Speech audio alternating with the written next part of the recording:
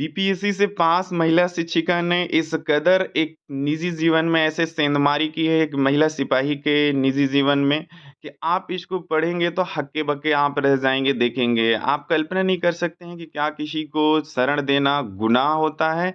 अगर आपने भविष्य में या अभी किसी को शरण इस तरह के दे रहे हैं तो आप सतर्क हो जाइए, नहीं तो आपके भी निजी जीवन में इस तरह की सेंधमारी होने की पूरी संभावनाएँ हैं। ये जो है वाराणसी की रहने वाली हैं शिक्षिका ये यूपी की और इनकी दरभंगा में नौकरी लगी थी और एक ही गाँव की रहने वाली हैं जिनके साथ ये ऐसा व्यवहार किए हैं महिला सिपाही के साथ। महिला सिपाही ने इन खुद वो अपने रेंट पे रहती थीं और रेंट के घर में जो है इनको अपने शरण दी थीं। कुल मिला-जुला के कहिए कि इनकी परेशानी को देखते हुए जो है, ये इनको आश्रय दी थी ये महिला सिपाही ने और जिले की एक ही जो है गाँव की ये रहने वाली थी ये। और इसमें आप देखिए महिला सिपाही के जो पति के साथ जो है वो लड़की फरार हो गई है और काफ़ी खोजबीन की जा रही है और खोजबीन के बाद पति का जब कोई सुराग नहीं मिला तो मामला थाने तक पहुँच गया। और महिला सिपाही ने आवेदन में बताया कि वह पति और 2 वर्ष की पुत्री के साथ सैदनगर मोहल्ले में किराए के मकान में रहती थी। खुद ही ये रेंट पे रहती थी, उसके बाद भी उनको इन्होंने ये शरण दिया क्योंकि एक ही गाँव की थीं। इस बीच यूपी के वाराणसी जिला स्थित उसके गाँव की एक लड़की शिक्षक की नौकरी के लिए बीपीएससी की परीक्षा पास की।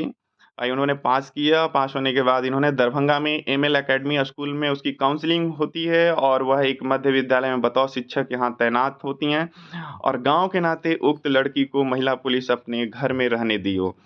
और घर में रहने का कारण देखिए क्या अंजाम हुआ कि उसकी निजी जीवन बर्बाद हो गया और 1 माह तक सिपाही के घर में रही थी शिक्षिका और जो इन्होंने आवेदन में महिला सिपाही ने कहा कि 1 माह तक लड़की उसके घर में रही और अचानक एक दिन वो चली जाती है।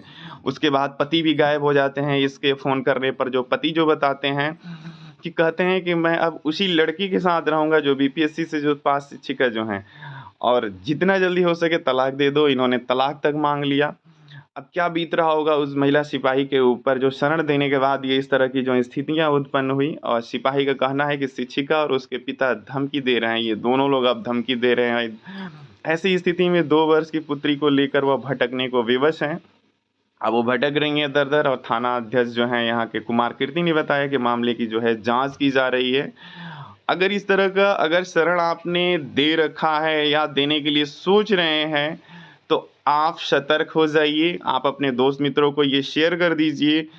ये इस टाइम ट्रेंड भी चल रहा है ये सब और ऐसा होना नहीं चाहिए। ये शिक्षिका हैं ये, बीपीएससी से पास हैं ये। अब क्या सही क्या गलत अब ये अभी छानबीन के बाद ये निकल के आएगा, मैटर क्या है, एक ही गाँव की रहने वाली हैं।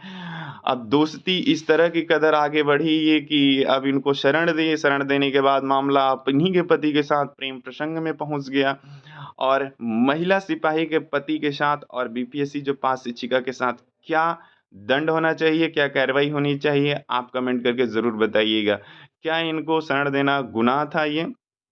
अगर इस तरह का हुआ है अगर ये, तो क्या होना चाहिए इन लोगों के साथ? प्लीज़ आप कमेंट करके ज़रूर बताइएगा। आप अपने दोस्त मित्रों के साथ इसे ज़रूर शेयर कर दीजिएगा। सतर्क रहें कि भविष्य में इस तरह की उनके साथ कोई विसंगति ना हो जाए।